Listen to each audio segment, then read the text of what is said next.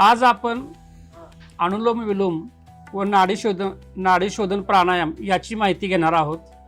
अनुलोम विलोम प्राणायाम यामध्ये डाव्या नाकपुडीनं श्वास जो आहे तो घ्यायचा आहे आणि ती बंद करून उजव्या नाकपुडीने श्वास बाहेर सोडायचा आहे।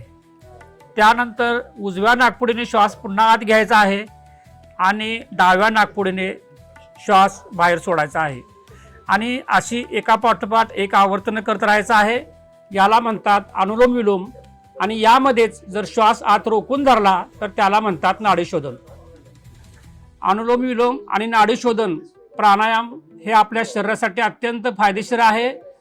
यामध्ये आपला श्वास जो आहे तो दीर्घकाळपर्यंत वाढत राहतो आणि आपलं आरोग्य जे आहे ते चांगले राहण्यासाठी मदत होते।